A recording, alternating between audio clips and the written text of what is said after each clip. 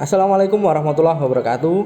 Selamat pagi, salam sehat, salam bahagia. Kali ini saya akan memaparkan tentang aksi nyata budaya positif modul 1.4.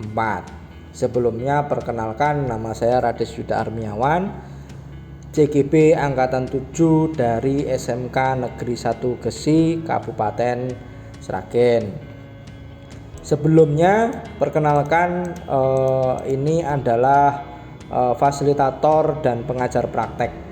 Yang pertama ada Bu Titi Muawanah sebagai fasilitator, kemudian saya sendiri, kemudian ada Ibu Amin Lestari sebagai pengajar praktek. Kemudian dalam pelaksanaan aksi nyata, saya membuat sebuah rancangan tindakan untuk aksi nyata. Jadi di sini sebelum saya melakukan aksi nyata, saya membuat sebuah rancangan dulu sebelum pelaksanaan. Latar belakang, yang biasanya murid itu tidak suka peraturan karena selama ini jika mereka melakukan pelanggaran maka akan mendapatkan hukuman dan cenderung akan mempermalukan dirinya. Jadi selama ini Bapak Ibu biasanya memang anak ketika melanggar peraturan itu mereka sering dihukum. Nah, jadi di sini nanti kita akan mencoba membuat sebuah pemaparan diseminasi tentang budaya positif, kemudian tentang segitiga restitusi terkait dengan hukuman, kemudian ada yang sebagai manajer dan lain sebagainya. Selanjutnya adalah tujuan aksi nyata. Tujuan aksi nyata di sini yang pertama adalah menciptakan murid yang merdeka dan disiplin diri yang kuat. Yang kedua adalah menumbuhkan budaya positif di sekolah dengan meyakini nilai-nilai kebajikan universal. Jadi Bapak Ibu di sini menciptakan murid yang merdeka ini, mari kita coba buat anak lebih merdeka dalam melaksanakan pembelajaran. Mereka akan lebih senang dengan bereksplorasi materi yang akan diajarkan, kemudian budaya-budaya yang akan kita terapkan di sekolah termasuk budaya positif, kemudian saling menghargai, kemudian ada lagi kesepakatan kelas yang akan kita laksanakan nantinya. Kemudian tolak ukurnya di sini terbentuknya keyakinan kelas melalui kegiatan kesepakatan kelas yang dilakukan wali kelas dan siswa. Kemudian siswa mampu menerapkan dan menjalankan keyakinan kelas yang telah dibuat. Nah, di sini keyakinan kelas yang dibuat ini biasanya harus pengetahuan dari siswanya sendiri, kemudian wali kelas, Bapak Ibu guru yang ada di sekolah, warga sekolah, semuanya harus tahu kesepakatan kelas, di mana kesepakatan kelas ini nanti akan dilaksanakan oleh siswa dengan rasa sadar diri bahwa saya harus melakukan ini, saya harus datang lebih pagi, saya harus datang lebih harus bangun lebih pagi, kemudian harus lebih aktif di kelas dan lain sebagainya. Kemudian adalah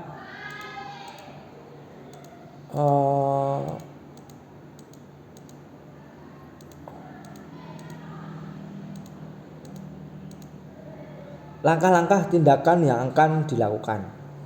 Jadi sebelum diseminasi nanti ada beberapa langkah-langkah yang harus saya lakukan di sekolah. Yang pertama yang jelas adalah menghadap kepala sekolah untuk menjelaskan pentingnya penanaman budaya positif dan keyakinan kelas di sekolah, serta meminta izin untuk mendiseminasikan bersama rekan guru.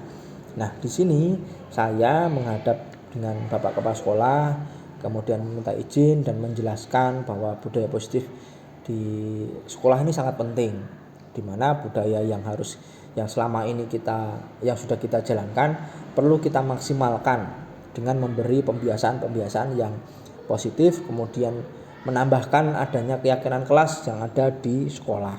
Keyakinan kelas nanti dilaksanakan oleh siswa kemudian sama wali kelas dengan menjelaskan apa yang saya akan lakukan ketika diseminasi. Bapak Kepala Sekolah setelah mengizinkan, kemudian langkah kedua adalah mengumpulkan rekan guru untuk melakukan diseminasi pemahaman materi budaya positif. Nah, Di sini dalam pelaksanaan langkah yang kedua adalah kita menjelaskan terkait dengan keyakinan kelas dan segitiga restitusi. Nah, dalam pelaksanaan ini rekan guru BK juga kami undang, kemudian waka kesiswaan, waka kurikulum, ini kita undang juga, kemudian Bapak Ibu guru itu kita undang juga untuk supaya paham bahwa keyakinan kelas dan segitiga restitusi ini sangat penting dan mungkin bisa memajukan sekolah kita. Kemudian langkah ketiga adalah berkoordinasi dan berkolaborasi dengan wali kelas untuk membuat keyakinan kelas di kelas masing-masing. Wali kelas ini sangat berperan untuk pelaksanaan keyakinan kelas ya Bapak Ibu, supaya keyakinan kelas ini berjalan dengan baik. Langkah keempat adalah memantau, merefleksi dan mengevaluasi keyakinan kelas yang telah dibuat. Jadi setelah keyakinan kelas dibuat, kita memantau kemudian merefleksikan bagaimana hasilnya bagus atau tidak. Kemudian, nah ini yang paling penting Bapak Ibu, pelaksanaan budaya positif ini membutuhkan dukungan yang luar biasa ya, karena tidak mungkin kita harus jalan sendiri, karena semua warga sekolah ini harus terlibat. Karena apabila tidak terlibat hanya kita sendiri, saya yakin budaya positif ini tidak bisa jalan dengan baik. Yang pertama adalah yang jelas kepala sekolah, rekan guru, serta murid agar tindakan yang disetujui ini dilakukan secara lancar dan menyeluruh. Kepala sekolah jelas, kemudian rekan guru juga harus ikut andil dalam budaya positif. Kemudian sarana prasarana untuk menemukan budaya positif di sekolah. Ini juga jelas nih, sarana dan prasarana seperti jalan di jalur hijau. Nah, ini di tempat praktek sangat penting sekali. Kemudian ada orang tua dalam melakukan budaya positif di rumah. Nah, ini juga tidak kalah pentingnya karena orang tua di rumah itu harus juga menerapkan budaya positif di rumah.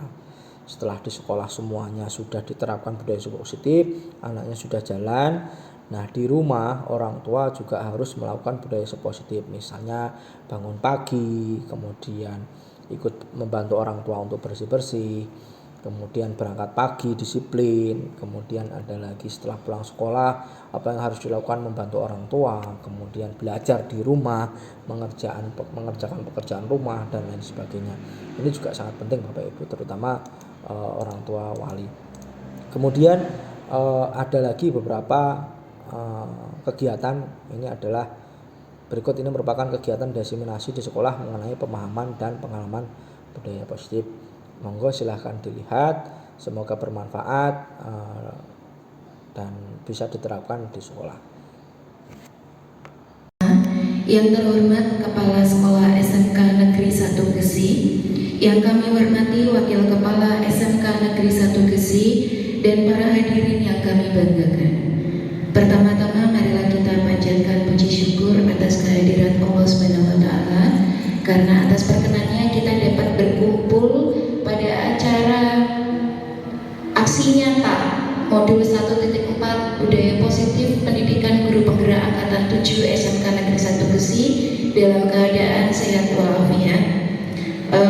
Adapun susunan acara yang telah kami susun sebagai berikut. Yang pertama, pembukaan. Yang kedua, menyanyikan lagu Indonesia Raya. Yang ketiga, sambutan.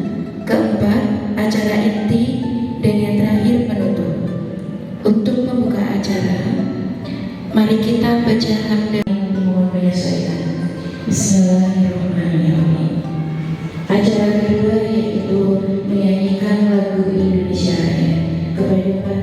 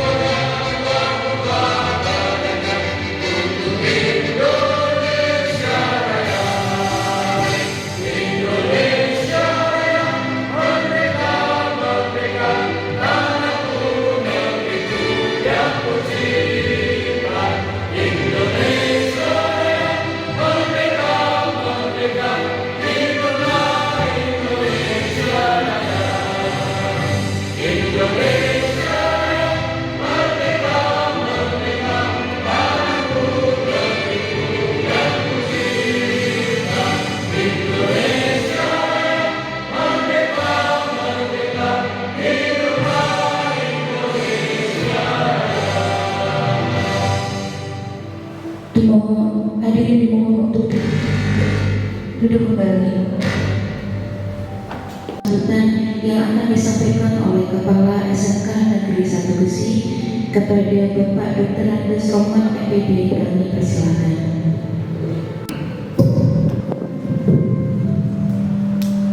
Bismillahirrahmanirrahim. Assalamualaikum warahmatullahi wabarakatuh. Waalaikumsalam.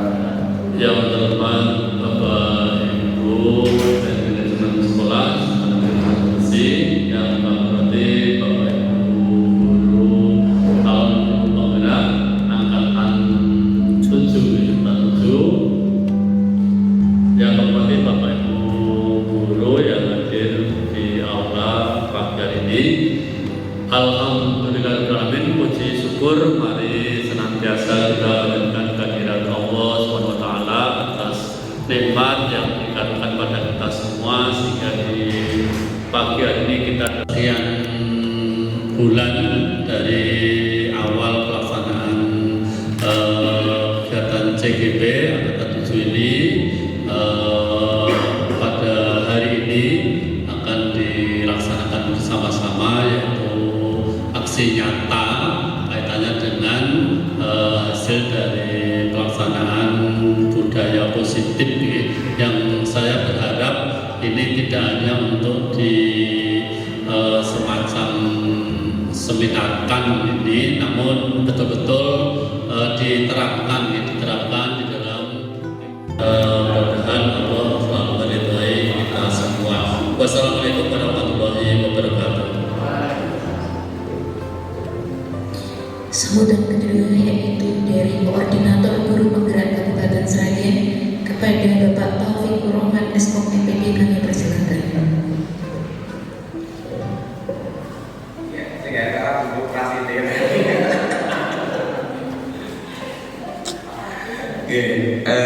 Baik, bismillahirrahmanirrahim.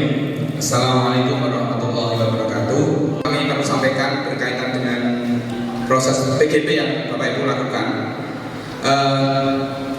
Jadi BPGP Jawa Tengah itu mempunyai staf PGP di masing-masing kabupaten kota yang akan terus mengontrol pergerakan atau aktivitas dari teman-teman CGP maupun guru penggerak. Jadi di masing-masing kabupaten kota itu sudah ada sekretariat PGP pendidikan guru penggerak yang selalu berkoordinasi dengan Balai Besar Guru Penggerak. Yang pertama untuk memantau aktivitas guru penggerak yang sudah dinyatakan lulus dan CGP yang ada. Nah, kemudian ini adalah bentuk latihan Bapak Ibu sekalian. Nanti setelah Bapak Ibu sekalian dinyatakan lulus, nanti akan tetap terikat dengan komunikasi penggerak, karena huruf C-nya sudah hilang. Tinggal guru penggerak nanti akan bergabung dengan komunitas guru penggerak, yaitu berjenjang sampai ke tingkat provinsi. Dan nanti juga akan lulus menjadi guru penggerak untuk angkatan 7 ini. Terima kasih. Saya ucapkan Assalamualaikum warahmatullahi wabarakatuh. Sambutan berikutnya dari Wakil Kepala Bidang Ketenagaan. Bismillahirrahmanirrahim. Assalamualaikum warahmatullahi wabarakatuh. Alhamdulillah. Beserta Dewan Guru Penggerak SMK Negeri 1 Gesi. Di sini saya sebagai Wakil Kepala Sekolah Bidang yang sangat bersyukur dan bangga bahwa di SMK kita yang terkenal di istilahnya di pikiran, tetapi ternyata mempunyai guru-guru yang sangat bersemangat untuk maju. Terbukti kita itu juga disebut mempunyai peserta guru penggerak yang terbanyak, pendidikan guru penggerak yang terbanyak di angkatan ke-7 ini. Tepuk tangan untuk kita semua.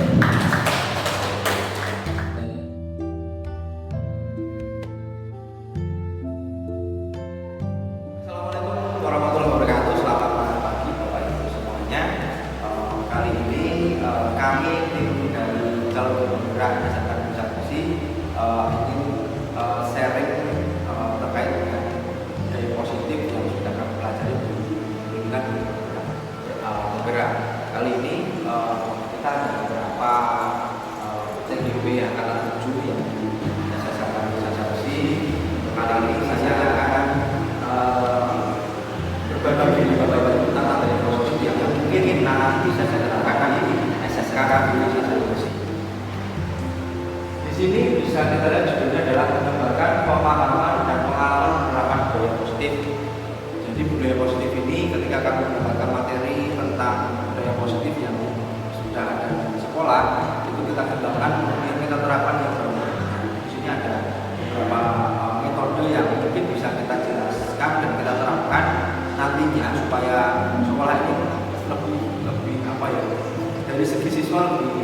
menyenangkan, nanti bisa menyadari bahwa budaya positif ini bisa membuat mereka lebih maju lagi. Selanjutnya, konsep dari budaya positif di sini kita bisa lihat di depan bahwa perubahan paradigma belajar, kemudian ada disiplin positif, kemudian ada lagi kebutuhan dasar manusia, kemudian ada lagi motivasi perilaku manusia, kemudian posisi kontrol restitusi, kemudian keyakinan kelas dan sertifikat restitusi. Nah, di sini konsep dari budaya positif ini ada beberapa yang mungkin bisa kita terapkan bersama, karena tidak mungkin hanya calon guru yang ada di SMK Negeri 1 Gresik ini, tetapi butuh dukungan dari Bapak Ibu semuanya, baik dari kesiswaan, dari kemudian satras, fasilitasnya, kemudian ada lagi tentang guru BK yang nantinya siswa bisa konsultasi dengan guru BK supaya tidak menjadi momok anak-anak bahwa masuk guru BK itu nanti akan dihukum.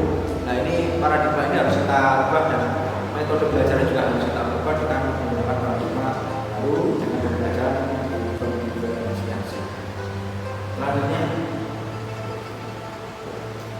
pembelajaran paradigma baru di sini dirancang berdasarkan prinsip pembelajaran yang berdiferensiasi, sehingga setiap siswa belajar sesuai dengan kebutuhan dari tahap keduanya untuk mewujudkan profil belajar manusia.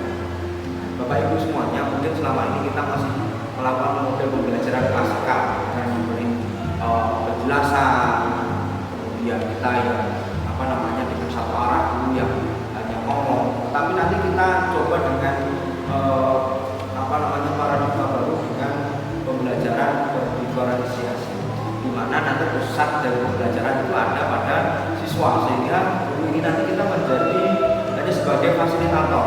Fasilitator ini nanti supaya anak lebih aktif dalam pembelajaran, misalnya pembelajaran kita sering ngomong bicara sendiri, kemudian kita jelaskan kepada anak-anak. Nah, sekarang kita balik, kita memberi pertanyaan tematik supaya anak-anak nanti lebih bisa berkreasi, kemudian mempunyai rasa penasaran apa yang kita pelajari, mulai dari siapa yang tahu ini, siapa yang tahu. Dari situ nanti anak-anak juga bisa lebih mempunyai rasa penasaran dan mempunyai rasa saya pengen seperti ini.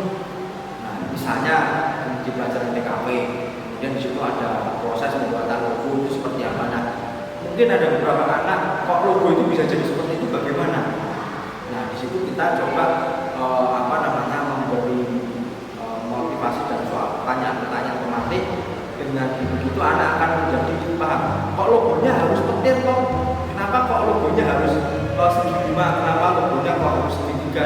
Di sini ketika proses pembuatan logo itu seharusnya ada istilahnya filosofi. Nah, filosofi ini diambil biasanya kalau misalnya kita membuat sebuah logo perusahaan. Perusahaan itu biasanya dilihat dulu sejarahnya mungkin tahun berapa, kemudian ada lagi perusahaan itu bergerak di bidang apa. Nah, ini anak harus riset, mencari tahu, menganalisa sebuah perusahaan dari nol sampai pas supaya kupasannya ini nanti dijadikan sebuah logo. Misalnya logo PLN pasti ada benarnya. Kenapa? Karena dihubungkan dengan alur listrik. Yang listriknya kalau kita ada kan seperti itu. Kemudian untuk mencapai profil pelajar Pancasila, maka kita harus memang benar-benar berusaha keras ya, dan kita harus istilahnya juga selalu ngasih peringatan kepada anak. Ayo, ketika misalnya kita ada beriman, takwa, setiap negara adzan kita harus masuk ke sholat macam. Dan seterusnya sampai nanti terbentuklah menjadi profil pelajar Pancasila. Selanjutnya, nah ini Bapak Ibu budaya yang sudah kita lakukan setiap pagi. Jadi ada beberapa Bapak Ibu yang sudah standby di depan untuk menyambut siswa dalam sekolah. Jadi ketika anak datang ke sekolah itu anak kita sambut dengan menyenangkan, sehingga anak-anak itu nanti dengan memberi senyum, sapa, selamat pagi, kemudian saya rasa anak mungkin akan merasa bahwa mereka juga dihargai oleh gurunya, karena dengan begini ya, anak itu lebih dihargai. Ketika anak lebih dihargai, mereka pun akan lebih semangat untuk belajar dan datang ke sekolah. Nah, kalau kita lihat dengan budaya kita, mana kata disiplin di mana itu menjadi sesuatu yang dilakukan seseorang pada orang lain untuk mendapatkan kepatuhan. Kita cenderung menghubungkan kata disiplin dengan ketidaknyamanan. Terkadang ada beberapa siswa itu kalau disuruh disiplin nggak mau, mereka nggak nyaman. Nah, budaya yang nanti akan kita buat adalah kita coba untuk disiplin ini lebih nyaman untuk mereka. Budaya yang disiplin tanpa ada paksaan, disiplin dengan kesadaran mereka sendiri. Oh iya, saya masuk jam 7 berarti sebelum setengah 7 mereka sudah sadar bahwa setengah 7 saya harus berangkat supaya tidak terlambat. Sebagai pendidik, tujuan kita adalah menciptakan anak-anak yang memiliki disiplin sehingga mereka bisa bergerak dengan mengacu pada nilai dan kewajiban universal, dan ini motivasi prinsip bukan ekstrinsik. Nah, seperti saya jelaskan tadi bahwa dengan kesadaran diri, siswa pun akan sadar dimana bahwa mereka itu juga mempunyai kebutuhan di mana saya jam 7 ini harus berangkat. Jadi mereka akan sadar bahwa sebelum jam 7 mereka harus sudah sampai di sekolah tanpa harus dipaksa. Ya, kadang kalau tempat kita ada beberapa siswa yang harus diolah, ayo cepat selak-selak, ayo nah. Ini perlu ada apa istilahnya motivasi kepada anak supaya anak sadar bahwa datang tidak terlambat itu adalah kebutuhan. Lanjut. Disiplin positif merupakan salah satu cara penerapan disiplin yang bertujuan untuk menumbuhkan kesadaran serta memberdayakan anak untuk melakukan sesuatu tanpa sokongan, tanpa maupun hukuman. Nah, ini Bapak Ibu yang seperti tadi juga saya jelaskan bahwa mereka datang itu tidak ada paksaan. Mereka sadar bahwa saya harus sekolah. Saya harus sekolah, saya harus disiplin tanpa ada paksaan dari siapapun. Dengan itu mereka akan sadar bahwa oh ini kewajiban saya untuk sekolah dan datang tidak terlambat. Oh ini adalah kewajiban saya untuk belajar di sekolah. Nah ini kesadaran inilah kita harus berusaha keras untuk supaya siswa ini sadar dalam belajar. Selanjutnya kebutuhan dasar manusia. Siswa ini membutuhkan suatu kebutuhan yang terkadang kita tidak tahu. Ya, kita tidak tahu tentang siswa. Terkadang kita misalnya ada siswa yang salah langsung ditampar, ya kan? Tanpa kita tahu bahwa alasan mereka itu apa. Nah, di sini ada yang namanya kebutuhan dasar manusia yang pertama adalah kebutuhan hidup, kasih sayang dan rasa terima, perasaan, kebebasan, dan kesenangan. Nah, itu kebutuhan yang siswa harus juga paham, dan guru juga harus tahu bahwa mereka juga membutuhkan kebutuhan yang harus mereka dapatkan. Dan dalam motivasi perilaku manusia, motivasi merupakan dorongan yang timbul pada diri seseorang secara sadar atau tidak sadar untuk melakukan suatu tindakan dengan tujuan tertentu. Kita bisa lihat menghindari ketidaknyamanan dan kebingungan untuk melakukan disiplin diri karena ia takut ekstrim. Ini takut ekstrim. Nah, jadi siswa yang melakukan disiplin diri karena dia takut, ini maksudnya kayak ekstrim.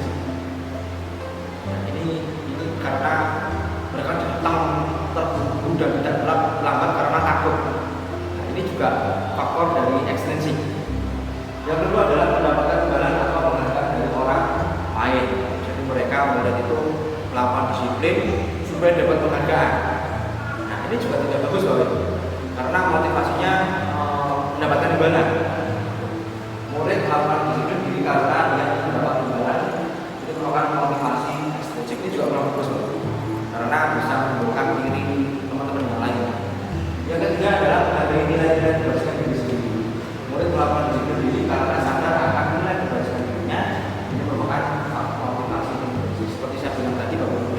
Jadi ini nanti yang melalui nilai positif ini sendiri, ini siswa akan sadar di mana bahwa kewajiban mereka untuk datang pagi, kewajiban mereka untuk belajar di sekolah, kewajiban mereka untuk melaksanakan tugas dari bapak ibu.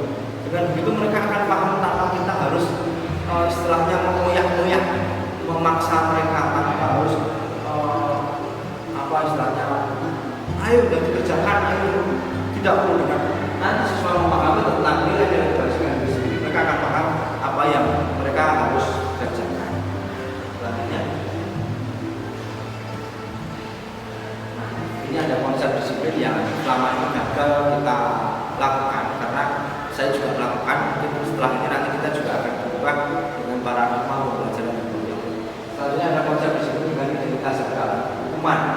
Nah, hukuman ini identik dengan menyakitkan, kemudian ada nyaman, mulut takut, memaksa, mulut menimbulkan kesalahan, dan sebagainya. Banyak contoh hukuman ini membuat anak itu menjadi takut, tidak terbuka dengan bapak ibu gurunya di rumah.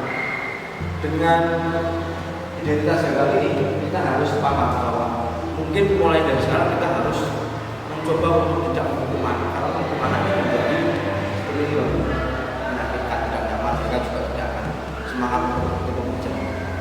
Yang kedua adalah penghargaan. Penghargaan ini tidak efektif. Kemudian ada usaha hubungan sifat diri, melakukan tuntas, dengan sistem ranking, perampasan, dinyatakan. Penghargaan ini secara tidak langsung ini bisa membuat teman-teman yang lainnya dia pengen ikut, tapi yang itu orang lain. Ada yang ikut tapi yang juara dia, padahal dia teman yang satunya juga berusaha keras tapi tanpa ada penghargaan. Ini terkadang menimbulkan ini antar siswa. Ini juga nggak bagus. Kemudian ada lagi yang namanya melakukan kreativitas.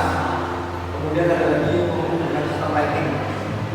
Ini seharusnya niat kita adalah untuk memotivasi yang lain supaya tetap belajar lebih semangat lagi, semangatnya yang dapat. Tapi ternyata ada beberapa siswa yang dengan sistem ranking ini tidak bagus untuk siswa. Kemudian ada lagi merasa saat menghargai diri, dia sudah bagus, sudah kompeten, jadi merasa tidak kurang dari dirinya karena dengan penghargaan itu dia jadinya hanya senilai penghargaan itu padahal seharusnya dia lebih. Selanjutnya,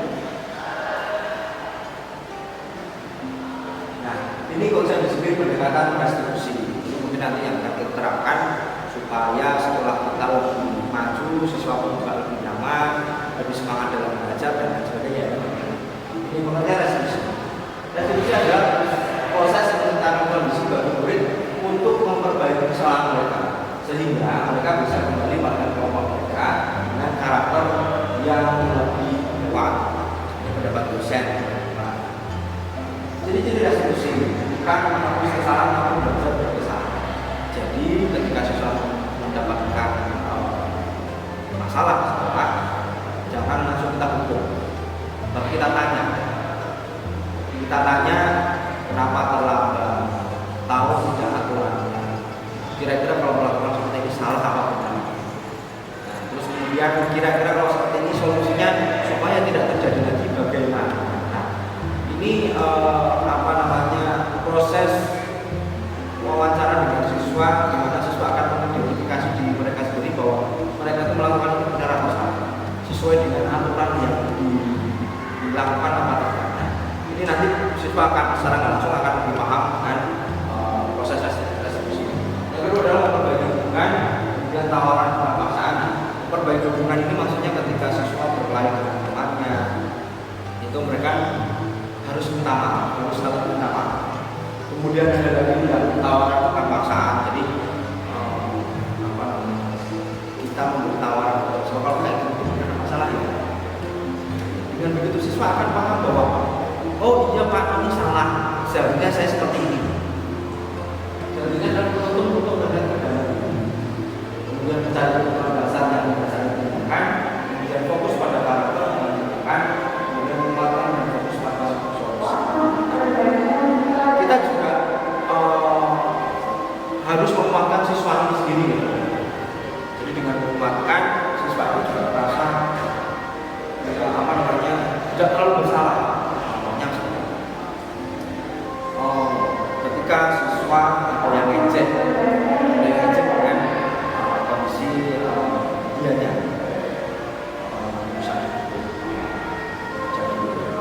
tertukar dan sebagainya. Maka kita memberi motivasi kepada mereka bahwa memang semua orang itu ketika diajak pasti semua pasti marah, maka itu wajar. Tetapi di situ kita harus memberi sebuah kesadaran untuk siswa sendiri. Bagaimana ketika seorang itu diajak, kemudian bagaimana ketika marah-marah dengan temannya, apakah itu sesuai apa tidak? Apakah itu sesuai aturan apa tidak? Dipersilakan semua menjawab, semua menjawab, akan paham bahwa oh iya Pak, seharusnya seperti ini, saya salah. Dan itu nanti siswa juga paham, dia juga melakukan kesalahan dan sadar bahwa seharusnya tidak seperti itu. Selanjutnya adalah perbedaan. Ini ada beberapa contoh kasus siswa yang sering kita dapat adalah tidak mengerjakan PR. Hukuman, guru menghukum siswa tersebut hormat bendera selama 10 menit, guru marah dan guru berita. Ini hukuman Bapak Ibu. Jadi misalnya ada yang telat, kemudian Bapak Ibu hormat bendera 10 menit, ini masuk kategori hukuman. Kemudian kedua adalah konsekuensi. Guru memberikan konsekuensi untuk mengerjakan PR-nya saat istirahat atau mengerjakan sebanyak 3 kali. Nah, ini yang masuk kategori konsekuensi. Kemudian ada lagi restitusi. Guru menanyakan keyakinan kelas, gurunya dan membantu siswa menyelesaikan masalahnya. Guru terbuka dan bisa menghormati dirinya dan orang lain. Di restitusi ini adalah ketika siswa tidak melakukan mengerjakan PR, guru menanyakan kenapa tidak mengerjakan PR, masalahnya apa. Kemudian di sini siswa bantu siswa yang lain untuk menyelesaikan masalahnya. Di mana siswa nanti juga bisa menyelesaikan pesannya. PR-nya adalah fotografi. Ada siswa yang belum mengerjakan, ya kan? Kemudian ada lagi selanjutnya, mungkin sambil difoto boleh pakai HP-nya. Selanjutnya adalah 5 posisi kontrol restitusi. Ini yang paling penting Bapak Ibu. Ini 5 posisi kontrol yang nanti kita akan sebagai apa di sini.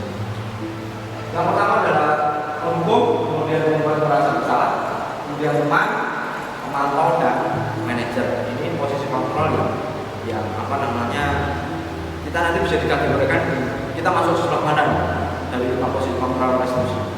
Selanjutnya adalah penerapan 5 posisi kontrol Bapak Ibu. Ini posisi yang sering kita lakukan, di mana ketika kita mengajar, ketika kita mencoba menerima siswa, kemudian kita di ruang guru ketika mengajar, kemudian ada siswa yang terlambat dan lain sebagainya. Nah, 5 posisi kontrol ini yang pertama adalah penghukum. Ya, jadi seorang penghukum ini selalu ketika siswa berbuat salah selalu dihukum. Ya kan? Contohnya, patuhi aturan sekolah, sekarang berdiri di depan di kelas kakinya diangkat satu, tanpa gurunya menanyakan kenapa kamu terlambat. Jadi dikasihnya terlambat Bapak Ibu. Jadi tanpa menanyakan kenapa terlambat, kok bisa terlambat kenapa, tanpa menanyakan itu gurunya langsung hukum. Jadi langsung hukum si siswanya. Yang kedua adalah membuat merasa bersalah. Nah ini si gurunya ini posisinya adalah selalu membuat siswa itu merasa bersalah. Padahal belum tentu keputusannya siswa terlambat itu tidak hanya dari dia, karena mungkin ada beberapa orang. Ini perlu kita coba di sini. Sudah berapa kali bawa tidak? Bapak kecewa sama kamu. Nah ketika si gurunya bilang Bapak ini kecewa sama kamu, dia merasa bersalah.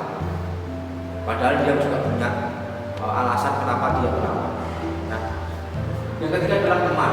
Teman ini guru menjadi posisinya sebagai teman si siswa dan dia menanyakan ayo bantu Bapak jangan terlambat. Buat Bapak bangga kali ini, ya kan? Buat Bapak bangga jangan terlambat lagi. Hari ini kamu sudah sampai. Nah, di sini mungkin siswa tidak merasa terlalu bersalah, ya. Jadi siswa sama guru ini seperti teman ngobrol, jadi sama-sama. Kemudian yang ketiga, keempat adalah pemantau. Kamu sudah melanggar aturan sekolah, apa peraturan dan konsekuensinya. Di sini sebagai pemantau sudah mulai menanyakan sesuai peraturan sekolah, konsekuensinya kira-kira apa ketika nanti kamu terlambat. Gurunya sudah menanyakan sampai segitu supaya anak juga tahu konsekuensi jika terlambat seperti apa. Kemudian yang bagaimana Bapak Ibu di posisi kita nanti yang supaya anak lebih jadi maksimal seperti itu, yaitu manajer tahu tidak kesalahan apa. Kemudian tanya lagi, kira-kira bagaimana kamu memperbaiki kesalahan? Nah, jadi di sini manajer tidak langsung menyalahkan ke siswa, tapi selalu menanyakan kenapa kamu bisa terlambat, apa yang terjadi dari pagi sampai ke sini. Kemudian di situ mengidentifikasi masalah. Kemudian akhirnya si manajer bertanya, bagaimana cara kamu memperbaikinya? Nah, di situ kita dulu bersama-sama dengan siswa mencari solusi bersama bagaimana supaya besok ketika besok ketika masuk sekolah lagi tidak terlambat. Kita identifikasi dari bangun tidur, kegiatannya apa saja, kemudian jarak antara sekolah dengan rumah berapa kilo, kira-kira butuh waktu berapa menit. Nah, di situ siswa dan guru berdiskusi, mencari solusi dan memperbaiki masalah yang kira-kira supaya tidak terjadi lagi. Kemudian, mengapa keyakinan kelas, mengapa tidak peraturan kelas saja? Ini Bapak Ibu, perbedaan dari keyakinan kelas dan peraturan kelas. Ini ada perbedaan. Mengapa kita memiliki peraturan tentang penggunaan diri pada saat penggunaan koda, kemudian mengapa kita memiliki peraturan tentang penggunaan masker dan cuci tangan secara next. Kegiatan membuat keyakinan kelas. Bapak Ibu bisa melihat di sini ada beberapa logo ketika pembelajaran kita membuat sebuah keyakinan kelas, di mana keyakinan kelas ini harus dijalankan oleh siswa ketika siswa tidak sesuai dengan keyakinan kelas. Nah, di sini ada beberapa cara membuat keyakinan kelas. Pertama, diskusi tentang peraturan, kemudian perurusan kalau keyakinan, kemudian menambahkan keyakinan kelas. Bapak Ibu, setelah nanti siswa ini melakukan diskusi tentang peraturan sekolah, kemudian siswa ini bisa istilahnya kira-kira kelas kita itu mau dibawa kemana? Kelas kita mau dibawa kemana? Apakah kelas kita hanya seperti biasa saja dengan kelas yang lain, atau bagaimana? Kalau di sini saya kemarin membuat kita cari cita-cita kelas kita. Kira-kira mau apa? Di sini anak-anak ada dua lembar. Kemudian saya suruh buatlah cita-cita kelas kalian itu mau dibikin apa? Oh, saya pengen kelas kita nanti jadi kelas terbaik di sekolah kita. Saya pengen kelas kita nanti kelas yang terbaik di angkatan kita misalnya. Nah, di situ kemudian dibagi dua, ya kan? Bagaimana caranya untuk menciptakan kelas yang terfavorit misalnya, atau kelas yang terbaik di angkatannya misalnya sesuai dengan. Nah, di situ siswa ini yang menggunakan kira-kira bagaimana. Di situ ada beberapa siswa yang kita harus kompak, kemudian ada lagi siswa kita harus saling menghormati, saling menghargai satu sama lain, dan seterusnya. Banyak sekali keyakinan yang ditempel di sini. Nah, di sini memang ada beberapa siswa yang istilahnya kurang maksimal dalam belajar. Siswa akhirnya termotivasi dengan temannya semuanya kompak, kok saya nggak kompak sendiri. Akhirnya anaknya juga ikut termotivasi. Dia mulai berangkat pagi, mulai belajar lagi, mulai yang tadinya nggak pernah memperhatikan gurunya dijelaskan sekarang sudah mulai memperhatikan tanpa gurunya menegur. Itu siswa itu sudah istilahnya menular kebaikannya. Ya, ini sepertinya memang luar biasa. Bahkan biasanya ada yang terlambat, sekarang tidak ada yang terlambat demi untuk mencapai cita-cita kelasnya menjadi kelas angkatan terbaik di angkatannya. Selanjutnya, nah ini contohnya ya, kita saling keamanan, kita saling menghormati dan menghargai, dan kita selalu semangat bertumbuh bersama, kemudian kita belajar dari salah dan melakukan perbaikan. Ini salah satunya. Sebenarnya masih banyak ini ya, tapi ini yang poinnya. Selanjutnya adalah ini video ketika berdiskusi membuat sebuah keyakinan kelas di mana siswa dengan teman-teman yang lainnya berdiskusi bagaimana supaya kelas kita menjadi angkatan yang terbaik di angkatannya. Jadi mereka memang termotivasi segitiga restitusi. Yang pertama adalah lakukan identitas, validasi tindakan yang salah, kemudian menggunakan tindakan. Di sini sudah ada gambar dari segitiga restitusi. Mensampaikan identitas, kita semua akan melakukan hal terbaik yang bisa kita lakukan. Kemudian validasi tindakan yang salah, semua berlaku menjadi alasan. Kemudian punya keyakinan dan semua motivasi. Nah, di sini Bapak Ibu yang segitiga restitusi ini biasanya kita lakukan ketika siswa melakukan kesalahan, kemudian kita panggil. Setelah kita panggil, kita tanyakan dengan model seperti itu, tentang identitas, ya kan? Kemudian ada validasi tindakan yang salah. Nah, contoh yang bersangkutan itu seperti apa? Mungkin nanti akan kita lihat sebuah video tentang segitiga restitusi, di mana segitiga restitusi sudah saya terapkan di kelas. Mungkin nanti bisa jadi contoh Bapak Ibu semuanya untuk menerapkan segitiga restitusi, di mana ini bisa menjadi sebuah kesadaran anak untuk bahwa oh iya ini saya salah, saya harus memperbaikinya. Selanjutnya, ini video yang nanti kita lihat dari segitiga restitusi bisa kita bersama.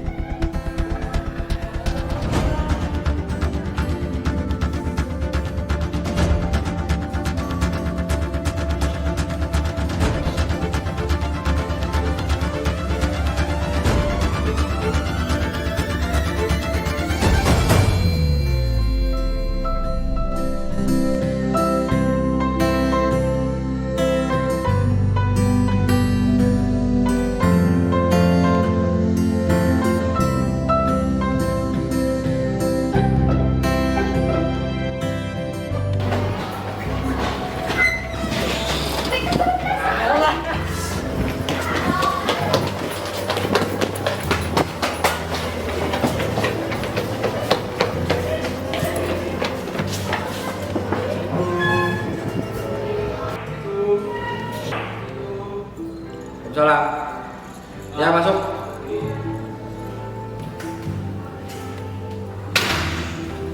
Awak. Lari ya kita dia. Iya Pak. Dari mana kok bisa terlambat? Dari saya bocor Pak. Kamunya kesiangan Pak. Mana? Kamunya kesiangan kamu? Bocor. Mana dia? Kamunya kesiangan kamu? Bocor. Kamu kesiangan. Gimana? Yang sebenarnya gimana? Gini Pak, Ya. Jadi sebenarnya ngobrol dulu di parkiran, Ya, sama terus? Evi, sama teman-teman juga. Terus Pak waktu Pak, Dari yang diobrolin apa kok sampai asik ibu dari jam 7? itu Pak bahas lomba besok itu. Oh gitu. Sampai terlambat ya. Iya. Padahal sudah tahu kan kemarin keyakinan kelasnya gimana dan waktu satu kelas apa itu? Masih ingat nggak? Keyakinan kelas apa itu? Keyakinan kelas apa itu? Yang pertama itu dilarang telat. Wah, nggak boleh terlambat. Ya, disiplin itu perlu. Ya kan? Kan kesepakatan kemarin kalau terlambat ada konsekuensinya. Karena baru sekali, berarti kan oke lah nanti bisa masuk lagi. Nah, tugasnya udah dikerjakan kan yang kemarin? Udah oke. Karena tugas sudah dikerjakan, kemudian hari ini silahkan nanti kembali ke meja kalian mengikuti pelajaran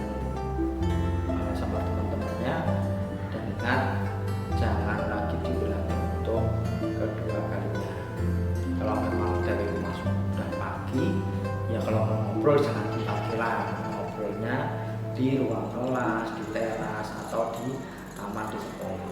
Gitu ya. Iya Pak. Besok jangan diulang. Oke, silakan. Terima kasih Pak. Ya.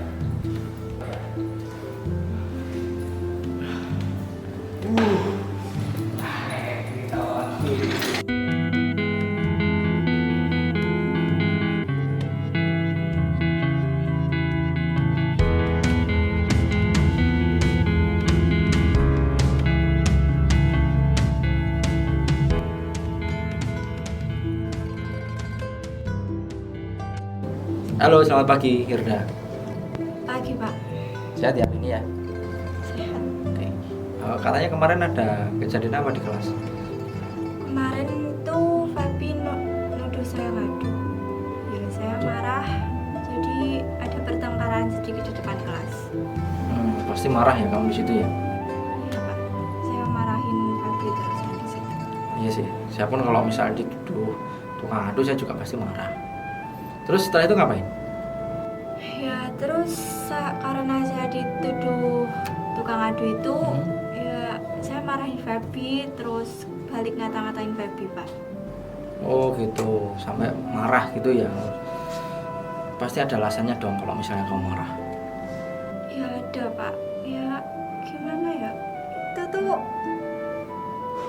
saya itu kurang suka kalau dikatai tukang adu. Ya gimana, itu tuh kayak fitnah, tapi tuh ya gitu deh. Ya pasti ya, itu kan harga diri kamu. Saya pun kalau misalnya dituduh jadi tukang adu saya juga pasti marah. Untung kamu hanya marah-marah aja, nggak sampai kontak fisik dengan si Feby. Iya Pak, saya masih bisa bersabar. Sebenarnya saya tuh pengen gitu Pak, tapi ya gimana. Ya, bagus itu kalau bisa bersabar dan bertahan dalam kondisi sekarang. Kamu memilih untuk tidak berbuat lebih parah lagi kan ketika posisi marah itu. Iya. Nah sekarang kita lihat lagi perbuatanmu yang meminta-minta Feby di kelas. Apakah tindakanmu itu kira-kira sesuai dengan keyakinan kamu nggak, atau mungkin sama prinsip kamu? Enggak Pak. Jadi kira-kira keyakinan atau prinsip mana yang kurang sesuai ketika kamu marah-marah tadi? Sebenarnya itu saya menghargai orang lain. Mungkin karena saat itu saya lagi emosi, jadi menunjukkan sikap tersebut. Kamu yakin nggak menghargai orang lain itu penting buat kamu? Yakinlah Pak. Ya, saya setuju. Karena saling menghormati ini penting buat kita semua. Namun ada juga keyakinan yang kita sepakati perlu dijalankan apabila kita sedang marah-marah, ya kan? Saya minta maaf Pak buat kejadian kemarin. Mungkin saya kurang mengambil waktu buat berpikir lagi. Berarti besok lagi kalau ada kondisi seperti ini, kamu mau memperbaikinya ya. Jadi nggak harus marah-marah dengan temannya seperti itu ya. Bersedia Pak. Oke. Kalau sudah jadi orang yang sabar, tapi kamu bisa saling menghargai, saling bertoleransi, kira-kira kamu pengen jadi orang seperti apa nantinya? Mungkin jadi orang yang lebih bertanggung jawab dan tidak menjadi pemarah lagi Pak. Baiklah kalau gitu mari kita evaluasi, kita perbaiki bersama-sama tentang kondisi kamu saat ini yang sedang marah-marah dengan Feby.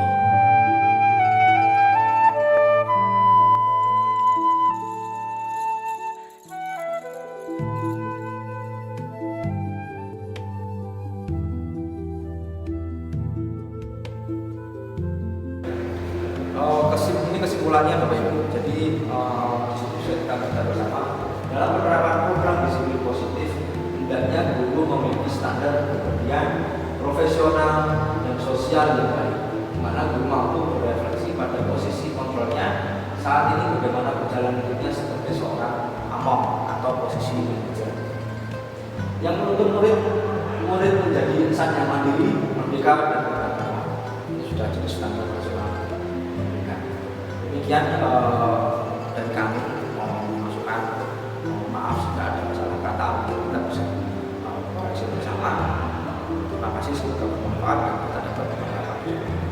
Terima kasih.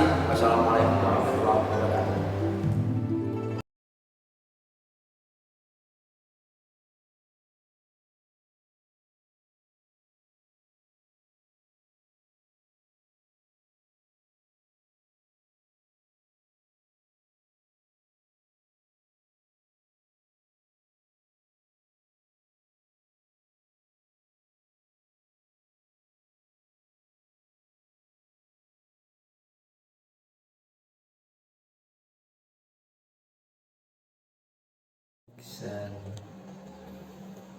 Bismillahirrahmanirrahim. Assalamualaikum warahmatullahi wabarakatuh.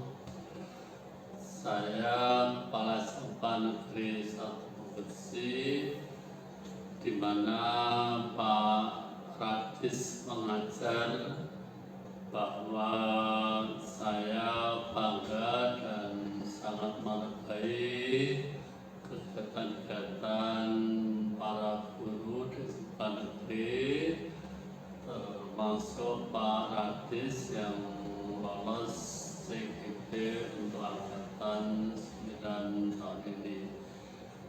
Kemudian di dalam pelaksanaannya dilakukan diseminasi atau pengimbasan dari kegiatan CGP pada Bapak Ibu guru, dan alhamdulillah ada aksi yang sangat bagus dan bersifat permanen. Mudah-mudahan kegiatan yang dilakukan membawa kemajuan SMK Negeri 1 Bekasi, dan terutama adalah semangat dan motivasi para siswa untuk berlatih, untuk belajar, menguasai berbagai kompetensi yang akan sangat berguna untuk masa depannya nanti. Demikian yang saya sampaikan. Semangat terus para guru penggerak. Semoga ke depan lebih berhasil, lebih baik lagi.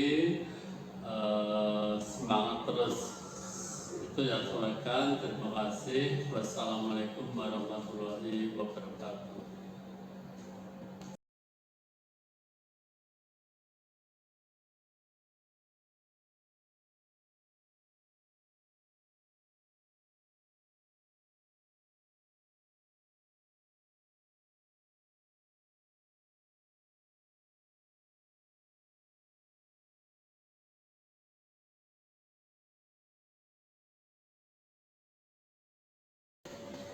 Assalamualaikum warahmatullahi wabarakatuh.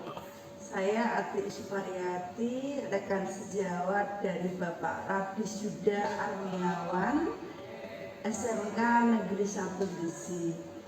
Menurut saya, dari apa yang sudah dipaparkan oleh Bapak Radis mengenai budaya positif, itu sangat bagus, terutama untuk diterapkan di sekolah ini.